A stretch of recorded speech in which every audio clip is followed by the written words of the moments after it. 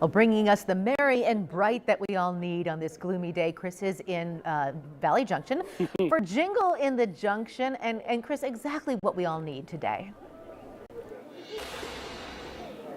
Stephanie, there's a lot going on out here at Jingle in the Junction. We have the carolers. I can hear them right across the street. The tree lighting's coming up within the hour. Of course, Santa Claus is here. I'm going to try to catch up with him at 6 o'clock, see if I'm on the nice list. But one of the things going on, just about ready to start, is ice carving. And joining me here is Bill, and Bill's the man in charge. And you were telling me earlier, you can't just pull this out of the freezer and start cutting. Why is that?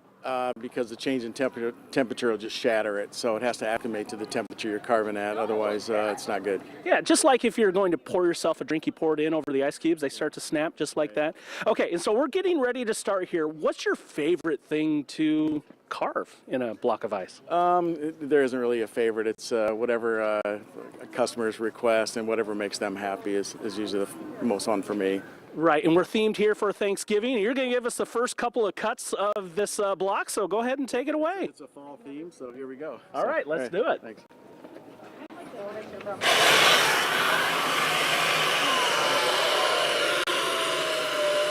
Hey, it's a fun time out here tonight. Just one of many things that you can do out here at Jingle in the Junction. Let's talk a little business with you. We're getting the snowflakes going, and maybe we'll have a few in the forecast ahead. Taking a look outside the time lapse earlier today, we definitely had some of that fog and damp and dreary conditions earlier in the day.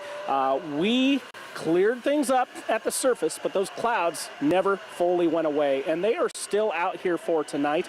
We're at 45 degrees as we look out at our Knoxville Sky Tracker 5. Those clouds are holding. Visibility is starting to lower a little bit. We may dabble in the foggy scenario a touch here for tonight, but we'll also clear things up a little bit in the sky, allowing the temperature to drop just a little bit later on tonight, just before daybreak. I don't think we're going to be enduring the big time fog through the day tomorrow, but we will hang with the clouds, and we're still stocked in with them as you check out the satellite and the radar picture. Kind of merging with some high pressure and an area of low pressure to the south.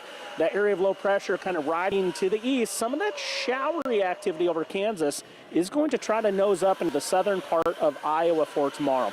Not much, very little will actually make it to the ground. We'll look for areas south of US 34 to see that activity. Here's Futurecast. No snow just yet, but I'll be tracking some in the long run. Some of those showers trying to squeeze across the Missouri border. Some of those light returns may not actually reach the ground overall, but a little bit trying to get going there in the south. Slight clearing going into Saturday morning. In fact, I think Futurecast is overdoing the cloud scenario. We should be on the mild side through the afternoon.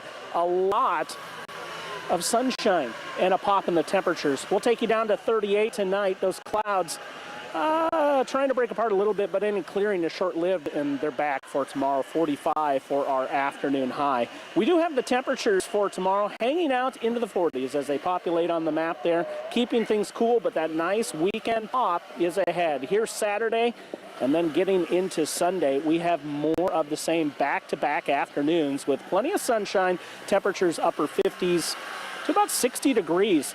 Now, into next week, leading up to the holiday, some rain moving in late Monday into Tuesday morning, avoiding the snowflakes here for now. There is some signal that some may try to wrap around on the backside into Wednesday. For now, I'm not sold on accumulations, but I do think some flurries may be in the works there for Wednesday. The temperature outlook is looking cold, though, in the long run. The end of November, early December, after the holiday, we'll be in a cold pattern and an active storm track. We're starting to hint at some accumulating snow chances as we wrap up the holiday weekend and extend into November. Now, way too early to be discussing details on this, but it is going to be a more favorable setup to maybe take that dive into winter. We'll show you that temperature trend and a detailed look on that Thanksgiving forecast in 30 seconds. As the year end comes to a close, that means it's time for our favorite tradition, the Red Tag event at Bob Brown Chevrolet. It's the biggest and last sales event of the year. So right now is the best time to make that year-end purchase before the new year starts. With special factory offers and aggressive Bob Brown discounts on many of Iowa's #1 selling models, the Red Tag event is without question the best time to buy. At Bob Brown Chevrolet in Urbandale or online at bobbrownchevy.com. look at that weekend, upper 50s to about 60, and then look at the next weekend, the tail end of the holiday. And I don't think we're looking at big-time travel concerns across Iowa. Maybe somewhere north of us, something we'll watch leading into the holiday. But I think probably our best chance to get something wintry here in central Iowa is towards the end of the weekend. Long ways out, something to watch, but a little hint of winter on the horizon. We're trying to make it look like winter here, Jingle in the Junction, out here in Valley Junction with the ice carving. We'll go catch the tree light and see if we can catch Santa coming up at 6. Stephanie?